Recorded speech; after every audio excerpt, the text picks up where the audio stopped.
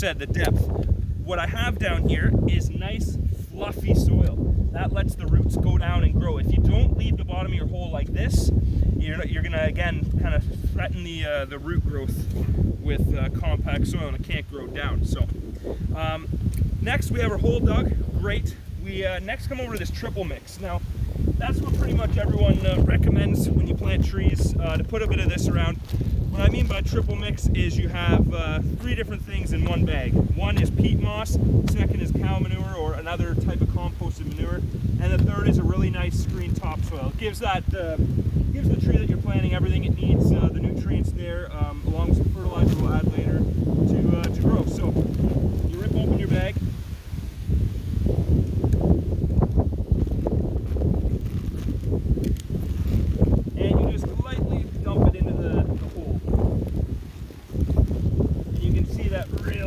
Dark, rich texture that the tree will just absolutely love.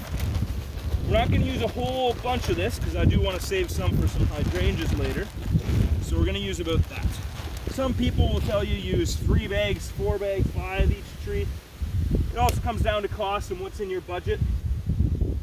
For today, we're just going to do that. Now we're going to kind of dig a little bit of hole for our tree to go. So that is pretty good there. So we're going to come over to our Honeycrisp tree here. I've been watering this for the last couple days. They say to do that so that it comes out of this casing really well. So to undo it, I like tipping it over, generally over top of the hole, because if you look at all these little fertilizer pellets, it'd be nice to have those in around the tree instead of on the grass over there. So I do is I lay it down, and I tend to give it a couple pats. And then you grab it by the root, the very bottom of the trunk here, you give it a pull, and it'll come out. Now, give it a little dump. Now if you look, this is what we call root bound. This guy has been in this pot for a bit of time. You see the roots have actually grown in and around this tub. It wanted to grow out like we are doing in this hole, but it just couldn't because there's plastic in the way. So what you do is you make some incisions with a knife. This is probably the biggest safety issue of the entire lesson, is the utility knife. You can use pruning shears. I personally like the knife because I have a good control over it. Pruning shears getting in here, you end up busting the whole root ball apart. So what you want to do is you want to make 4 incisions at 12 o'clock, 6 o'clock, 9 and 3, pretty much, you know, diagonal. And you want to make them about 1 inch deep. Now this will cut the roots so that it actually promotes that root bound tree to understand, hey, you know, I've got room now to grow. So you just do that about 1 inch deep. So there's one. You can see it's nicely starting to bust up. I'm gonna turn it over a quarter turn, and we're gonna do that 4 times. So this is our second time here. Side, cut number 3. You can see the ball is actually starting to disintegrate all the soil that's in with here. So you make these cuts again about 1 inch deep. You can see my knife isn't much more than that. And last one here. And that should help us with our roots really wanting to get out there and grow. So put that away. So you pick this guy up and you put it right in there. Now push this in. They focus around it. Now this guy doesn't have a very big root ball. There's always where they usually graft the tree. You can kind of see something went on here. But right around here, usually there's a bit of a bump. And this part right here is really important. That's your planting depth. You don't want it, you want it to be pretty much level with the ground. No, and if anything, it can be higher, about 2 inches up. But no, definitely not lower. That'll actually drown the tree a little bit. You want, the planting depth is one of the most crucial parts of planting. So you can see here, if anything, if you take a shovel or something, you can kind of see it's not really a good indication, but we're a little bit high here, which is kind of okay. We're within that 2 inches. 2 inches would be about there. I might just scrape a little bit below, pull a little bit away, kind of wiggle it around, and that looks good to me. So what we're going to do next is we're going to kind of push in this, pack it down, and then I'm going to start backfilling with the soil that I pulled out with the where I dug the hole. So you just take it, put it all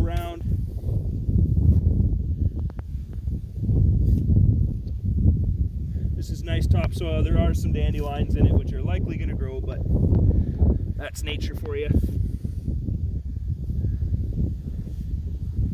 Just put it around, getting the tree nice and stable. Now that triple mix, if you had more, this is where you would use it.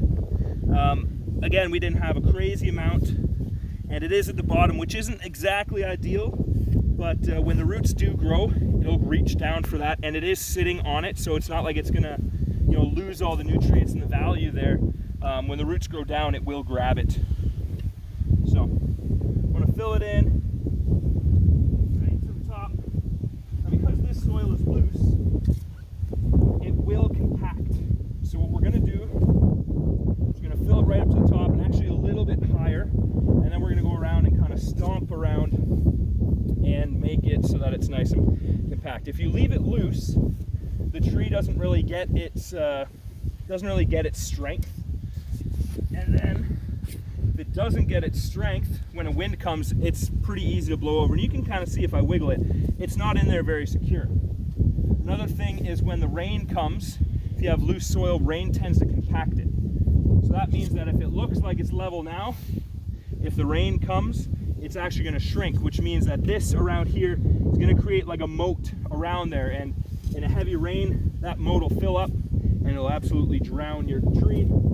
And this tree itself was about a little over $100. It's a nice healthy fruit tree. You don't mind paying for that, but you don't want to waste your money or, you know, do all this work and have a tree, you know, just die afterwards because of poor planting. Just filling it up here, getting close.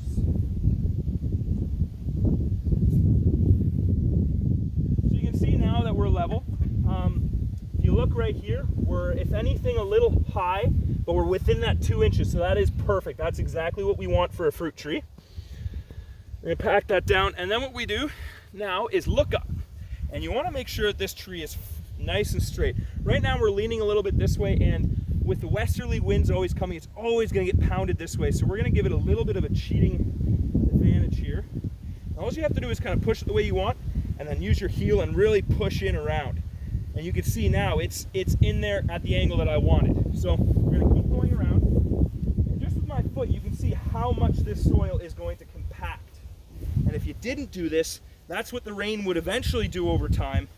And you can see that moat that I was talking about earlier. So we go in and around, give a nice good pat. You can see right now if we wouldn't have done this, right in here you can see some exposed roots. Roots like to stay underground. They don't necessarily like going above ground, so those roots likely would have died in the hot summer days, dried out. And if you lose roots, that's, you know, how the plant gets some of its water and its energy from. So very important to keep that root underground.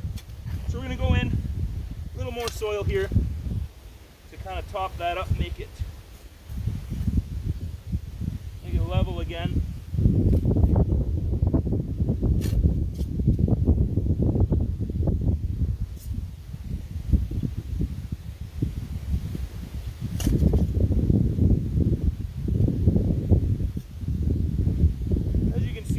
Running out of topsoil a little bit here.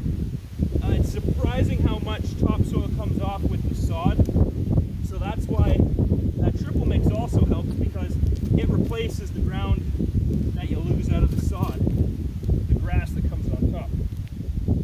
So again, you just kind of tamper it down. Try and make it flush with the ground around it. In our case, it's grass. Sometimes you put them in ditch lines and stuff, but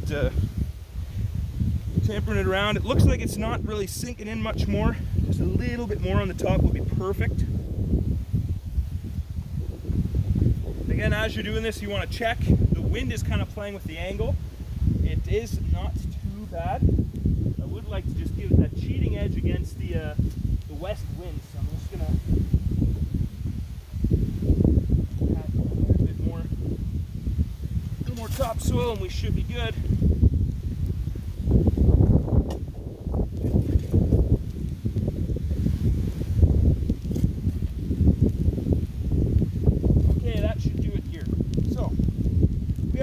Planted. Now we don't stop there though, or else this young tree is going to be facing some pretty hard factors with the weather, and we want this guy to grow with little maintenance. There always is maintenance, but you want a little as possible. So what I have here is actually something that isn't readily accessible to most people. It's fertilizer from our hayfield just over here, and it is a good blend. I researched it up, and it has the exact amounts that we want for our apple tree here. So because this is a concentrated fertilizer blend, I only want to do a little bit. And what this is going to do up top is going to go down with the rain with it right to the roots, and it's just about to rain, which is perfect, and it's going to be sitting right where we want it. There are other things like transplanting fluids and you know, other types of fertilizers and root hormones to really push it to get growing. Keep in mind that those kind of things also cost money, and people are out to make money. So the place that I bought this recommended I buy 3 bags of the triple mix and some transplanter and liquid fertilizer. Those are great things. If this was a very expensive tree, like some cherry blossoms that we planted, I would definitely consider it. But because this is just kind of a very common apple tree, I'm okay with kind of the method that I'm using, and it's well within my budget. So what we have here is mulch. So what you want to do now is put some mulch and sprinkle it kind of around like I'm doing. What we're going to do is make somewhat of a saucer, so that it's a hump and a hill kind of around the trunk. You want it to be about 4 inches tall, and you want it to lightly cover all of the soil. The reason we do this is that when it rains, it sinks through this compost, and it actually helps retain the moisture around the roots so that they don't dry out. It's coming up to June, which is not too bad of weather, but July and August are on their way. They're always typically dry, and then they have terrible, horrendous storms once in a while. And that's what we're trying to prevent here, is that it can kind of weather the storm between those rainfalls. So now some trees don't like a lot of mulch. They don't like a lot of coverage. So with apple trees, mulching is always a good idea. But something like a maple doesn't like a lot of mulch sitting on its roots. So just enough to cover those are okay. But this guy, we're going to kind of bump around and make a nice big saucer. Bump it around. You want it to be about 4 inches tall. This one is right around there now, and you can see right now that we have it kind of leaning a little bit, so we're going to build this up here and just sprinkle a little bit more on top. And there's a little low spot there.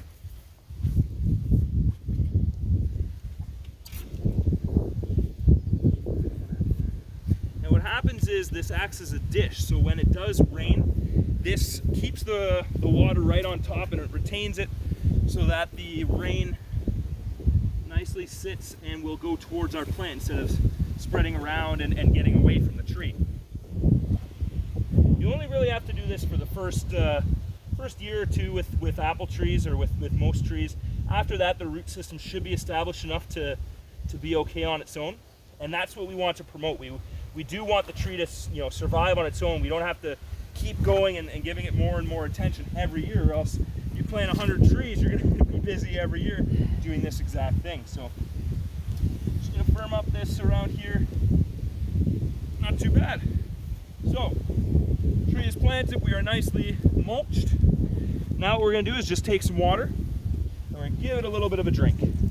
This will help that fertilizer just get a little bit down where we want it. It'll help compact the mulch. We can kind of touch it up afterwards.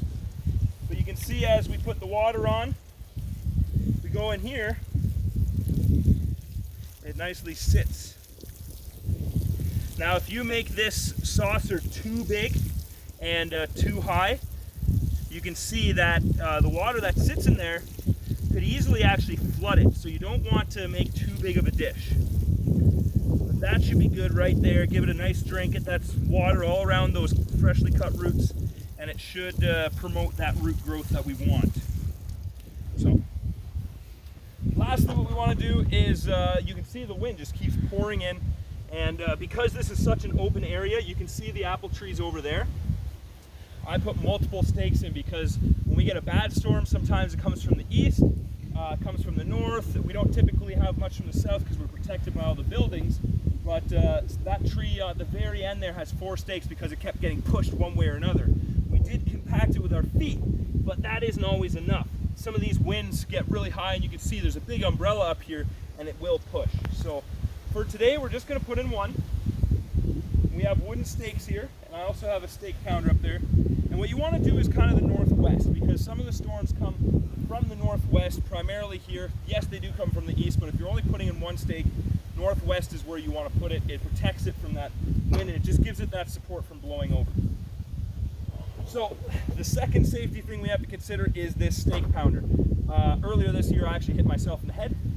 What you do is you put it through and you pound it down like this, but when you come up, sometimes you hit yourself. And it seems really silly in that you should, oh yeah, that's something that you shouldn't be doing easily, but it does happen. So you slide it in like that, you find your spot. I like keeping about 2 feet away. You don't want to impede any of the branches, but you do want a nice tight string that you put in, and you just pound it down.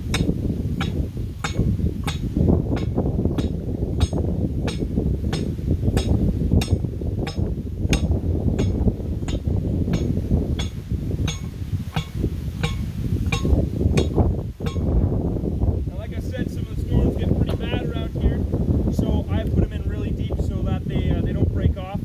But believe it or not, these can break under big storms. We've had them in the past, so nice and deep. So now what I have is a bail string. There's all different kinds of ways to attach it.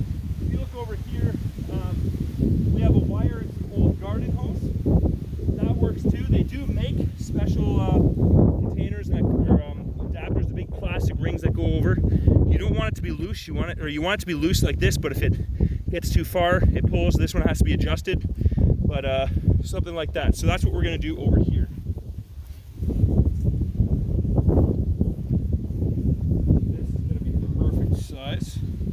So all I'm going to do on this end is go through like that, bring it up to there, and this side I'm going to put over, and I wonder if that's going to be enough. When it blows, it's going to, nope, we need to tighten it up a little bit. So, saying that, let's get this nice and tight right around there. We want it to have a little bit of slack to be able to move at the same time, so that right there looks good. So what I'm going to do is actually tie this guy. Sorry, my dog likes to have attention. So again, we're going to put a little bit of tension on it because with how the root systems are going to go, yes, we packed down, but it will still move a little bit. So put a little bit of tension to where we want it to grow, and then we're going to tie it up. Just like that.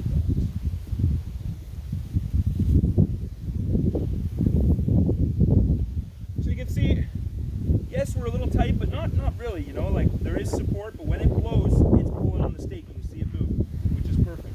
Now in the past, I've seen that you can leave it like this, but this sometimes falls, and with the wind, you want it to have that support. So I have a staple gun, and what you do is you just put it around this string. Do it 2 or 3 spots. I'm going to go 3 just because of where we are. And that'll keep it at the height that we want it to be. And just because there's tension, it's going to stay on the tree. And there you have it. Tree is planted. We have it watered and staked. So that's the demonstration, and thank you for watching.